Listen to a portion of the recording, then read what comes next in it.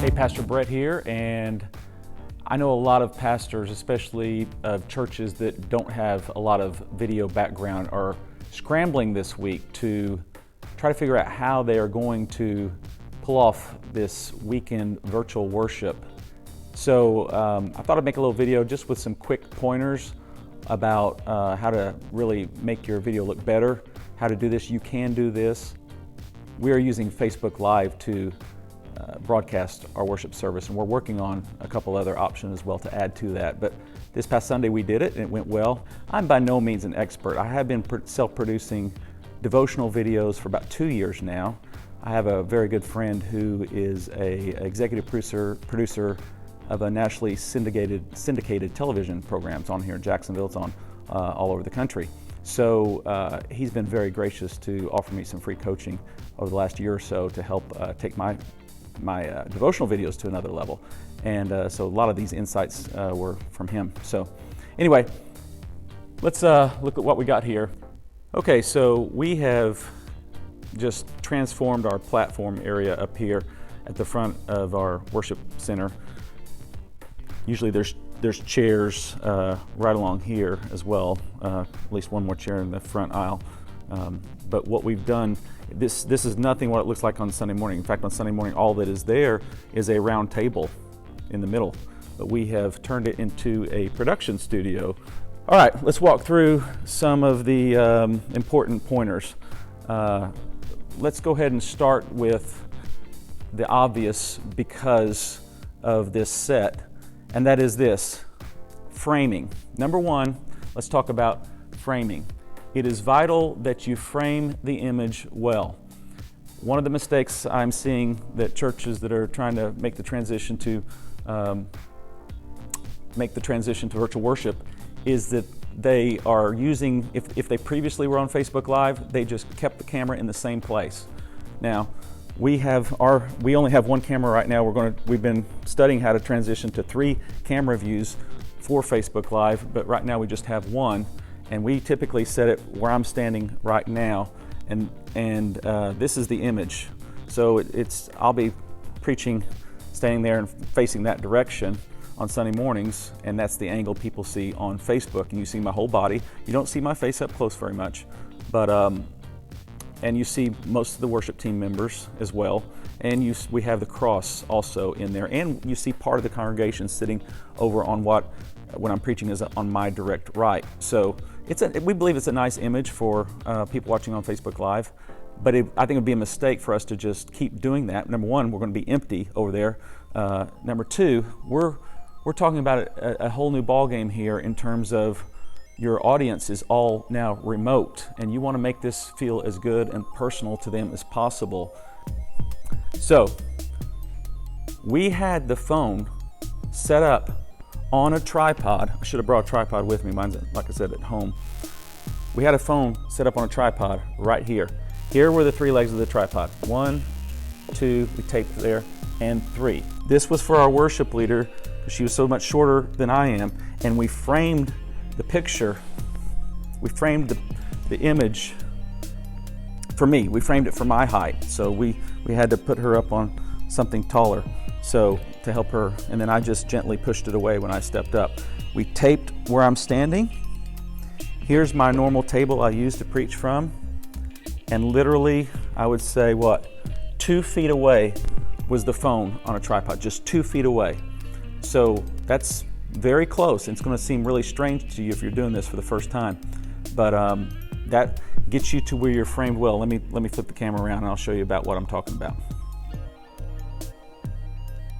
All right, so I'm going to set the phone down over here against these Bibles, and it's pretty close to the distance. It's just a tad closer. So I'll just step back, and I've got this microphone cord, so I'm about the length of my cord here. So now my hand's stretching out. So we're talking probably about 5 feet away, a camera. Actually, maybe a little bit closer than that. Now, of course,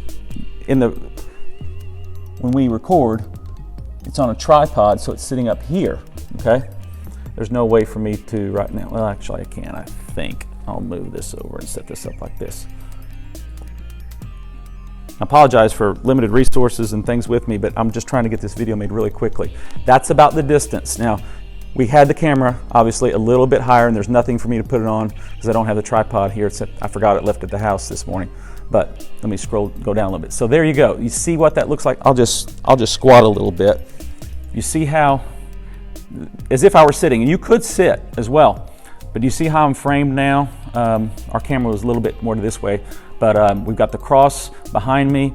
We've got over here this. And that's another factor. This is a monitor, and the monitor is currently correct. You see the light reflecting off of it? This is the type of things you have to have. You got to think through. The monitor is reflecting these lights. Now, when it's on, when the camera is actually on the tripod where it's supposed to be, we've got it to where you don't have that reflection. So that works out well. But you want to be really close. And of course, when I'm standing, I'm from here up. But I'm framed well to where my head's just a little bit above the top, or a little bit, below the top. You don't want to be way down here where you got all this, and you don't want to be up here where you're chopped off. You want to just be just a little bit,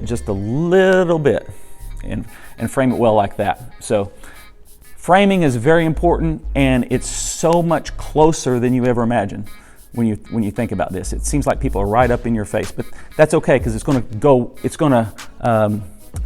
go through the screen to the person who's watching, and it'll really look good for them. All right, that's framing. Let's talk about number 2. Number 2 is most important, and it's also the most complicated and can be the most difficult. It's lighting. Lighting. When you're making a video, lighting is most important, and this is what my friend Rodney really helped me with, is the lighting situation. So right now, I'm hot on this side of my face, not literally physically hot. I'm meaning that you see how it's kind of almost like washed out, and that's what we call hot. And we want to eliminate hot spots. If I were to lean forward, I made a Facebook Live video last night for our church where they could come on. We had some devotional time on Wednesday night, and I could not get the lighting right. I did it from my garage, and I was hot, and I just couldn't get the lighting right, so I was very frustrated. But you want to work on the lighting. So right now I'm too hot, and part of the reason is because I've got these spotlights on. So let me show you now the difference. I'm going to take a break here for just a second. I'm going to turn off our spotlights to the stage. I'm just going to go with these 2 strobe lights, portable strobe lights that we have. All right, see the difference? That's not too bad really, and I actually need to turn off a few more lights, and I also would have a screen light in front of me from a monitor that's in front of me that shows my image so I can see, and I can actually watch reactions and comments. We hook that to our phone that's running the Facebook Live to where I can actually watch who's logging on, etc. And then behind me, I can also see right now this screen. But notice the lighting is a lot better than when I had all the spotlights on. So you'll need to tone down probably your lighting that you typically have on Sunday morning if you have spotlights. Now, it could be your church is very well lit and naturally lit, maybe with windows, or maybe your facility has a lot of ceiling lighting and it's all very natural, and your lighting may be really good naturally. So that's great. Here's the thing. You want to avoid shadows on your face on either side.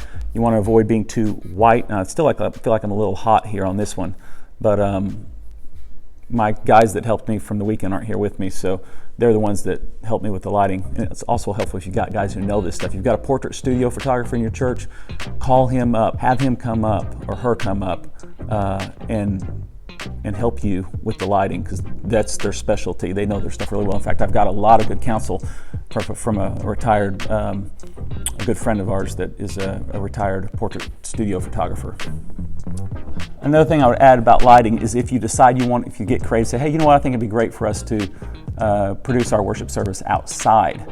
Go out for that natural lighting. We're doing something different right now. We're in this, if that's you, be very careful, especially here in the Sunshine State of Florida.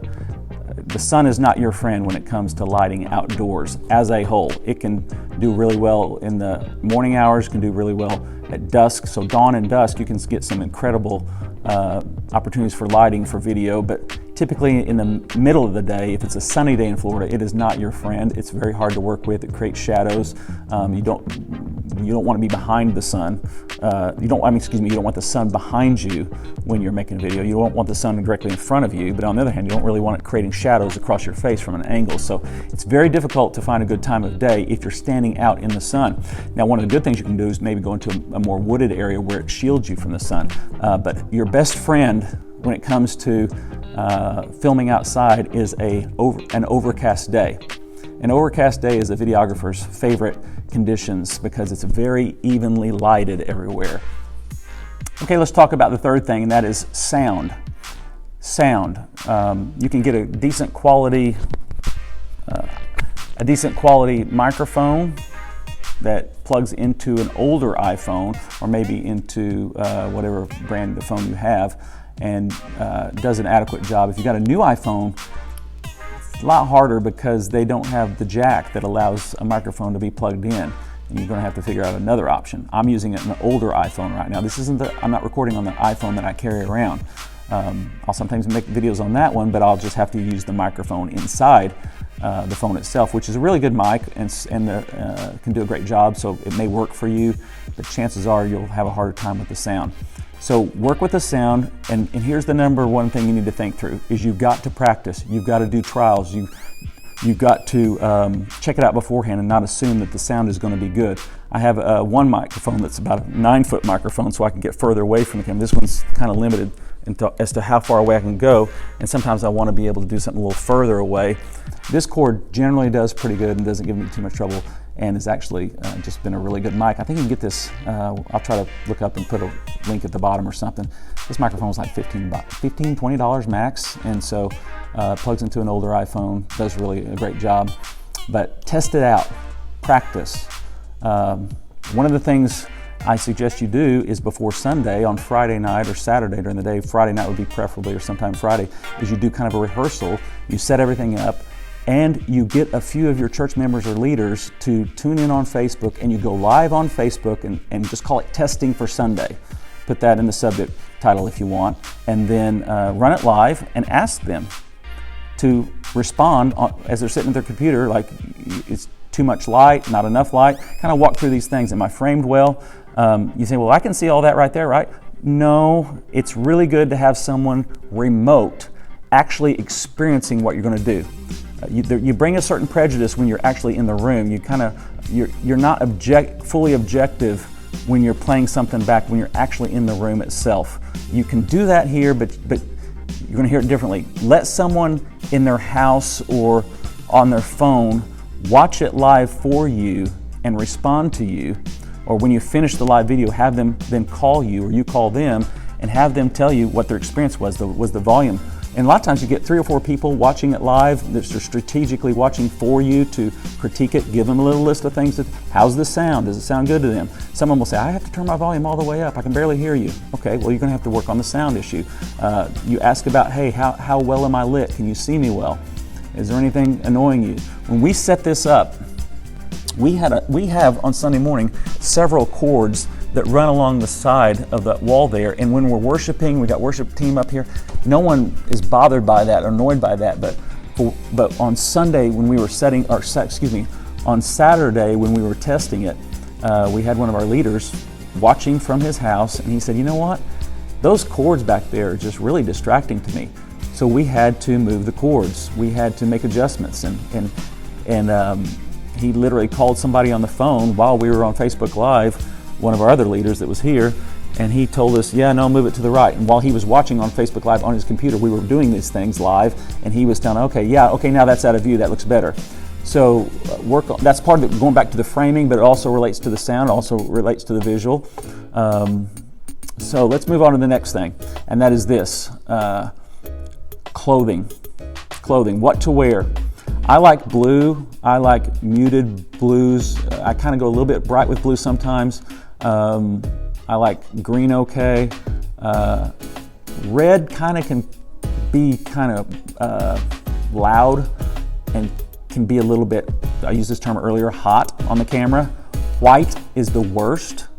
Black can be good, it depends on your background. okay? And it depends on your lighting.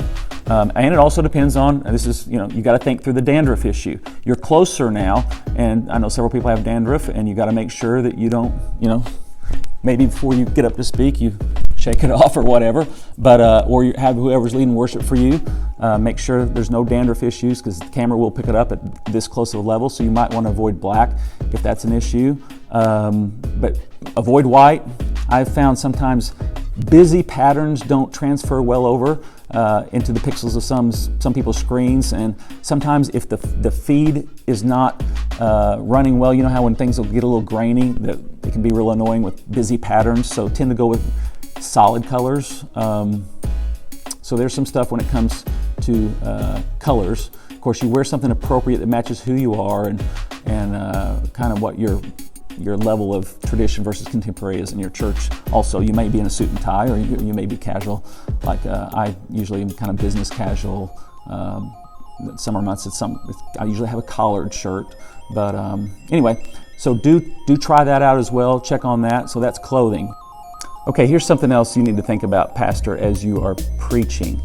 That is, it is sometimes difficult to keep your eye trained on the camera. I notice I've even struggled in this video because typically I don't see myself, but I've got the camera turned around to make sure it's framed well, and because I'm trying to teach you some stuff on this. So generally speaking, you want to make sure that you keep your eye on the camera. You're talking to someone, just like we train people. Look people in the eyes when you're talking to them. Look people in the eyes when they're talking to you.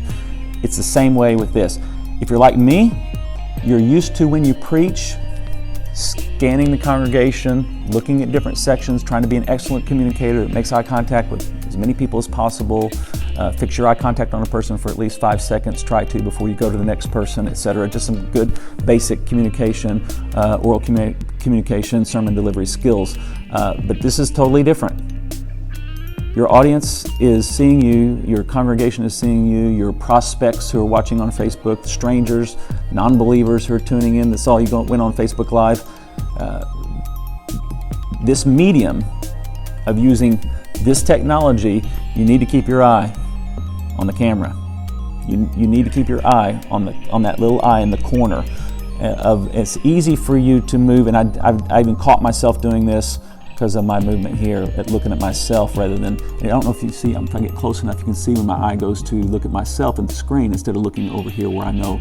So make sure you know where the camera lens is and focus in on that. All right, here's one more thing to think about. Make sure when you go Facebook Live that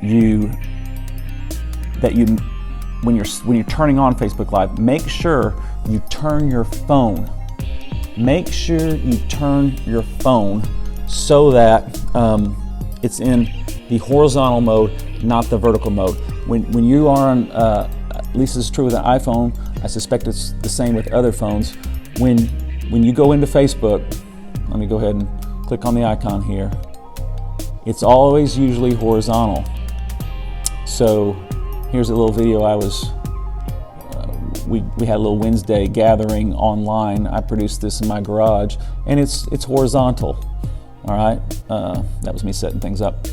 But on Facebook, it is default vertical because that's the way most phones are, I suppose, is the reason why they do that way. But let me go ahead and act like I'm going on Facebook Live, and I'm gonna click on Live.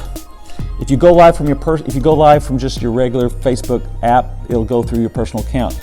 If you go to your church, if you're an administrator of your Facebook account and you go to you want to use someone's phone that's an administrator, or have them logged on your phone who's an administrator of your Facebook church account, then you'll want to go to that page first and then publish something from that page and then hit, well, I'll just show you. I just realized I don't have to explain this to you. I can actually show. Okay, so I go to Harvest Jacksonville, a Bible church. I go right there, I click publish. Okay, go down here, I hit live video.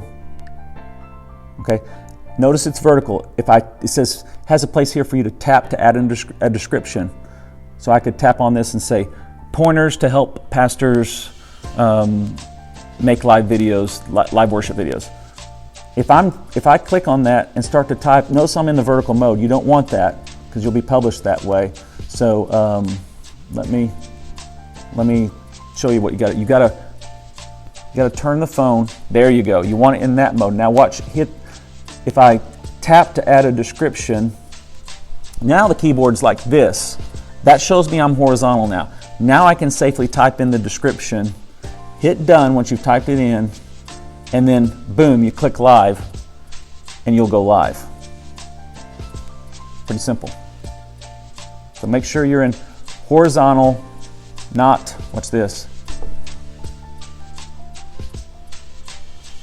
Well,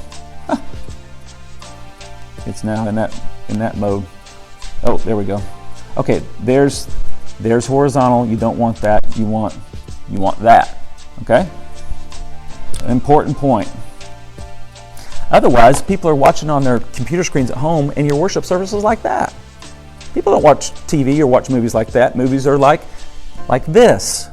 They're not like that. You don't go to the movie theater and have it like that. You don't watch television and see it like that. Only on phones do we do that and are comfortable with it. But the great thing about a phone is if you go horizontal, you can also watch it horizontal by turning your phone like that, and then you got a nice, just like a movie, just like a TV show. So make sure you do that as well. Here's another suggestion. If you're going to have music and worship, you're going to need lyrics for your people. This is something people they don't realize until some churches go virtual worship on Sunday morning. They've got the worship team up there. They got the pastor preaching. But the people at home going, where are the words? Where are the words? I don't have the words. So this is why we have, to my left, which is to your right, we have a monitor. And in our AV booth back there, we've got our computer that runs the lyrics to all of our screens. So that PowerPoint or we use ProPresenter is running to all those screens. So we ran a cord, we unhooked one of our televisions, ran the cord off the side here out of your view, and brought it to this monitor, which is much smaller. It's a computer monitor, but it's much smaller than our large 48-inch screens here, up there. And it's right to my left, it's right beside me. In fact, I had to kind of discipline. I move my hands a lot when I preach, and I had to kind of think through Sunday morning, make sure I didn't hit this thing.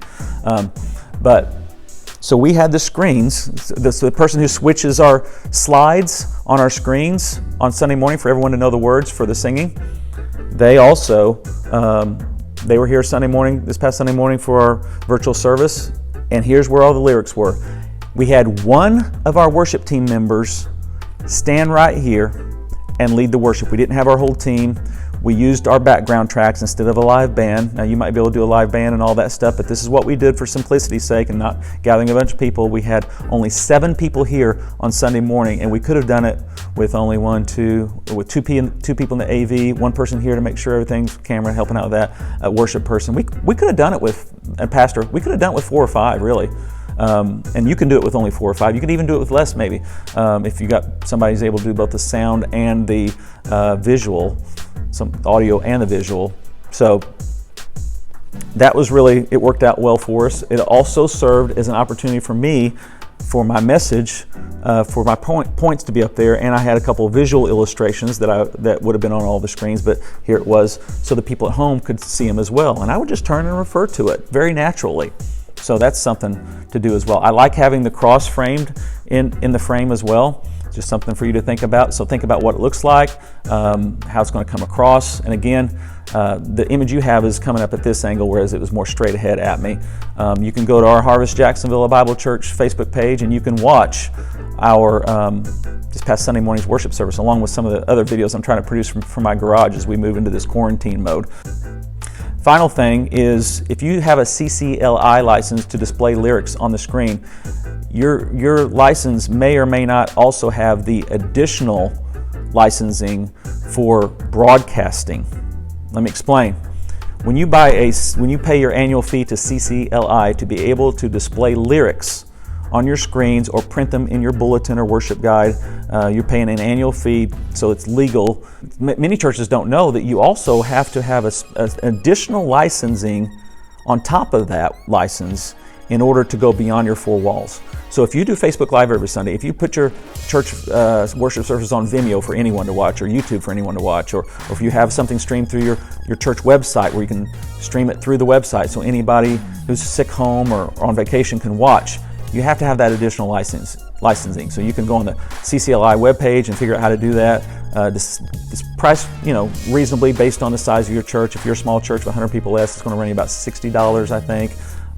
200. It goes up a little bit more based on the size of your church, but it is being legal, so that's something else you need to think about. But maybe just week by week you can tweak and add a little bit more and watch and see how you can improve this. So it'll be what you want to do is have something that is not a distraction to your people. You want something that is engaging with them. If you want to check out my videos, you can go back. You can go to a YouTube channel. If you go to our Facebook church page, you'll see what we've been doing.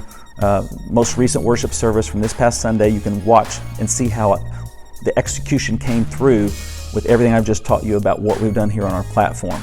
So hope that's a help to you. If you got any questions, you can email me at brett@harvestjacksonville.org. That's Brett, BRETT, @harvestjacksonville.org. And I'd love to be able to help you in any way I can. God bless. If you like this video, please share it and also subscribe. Thanks.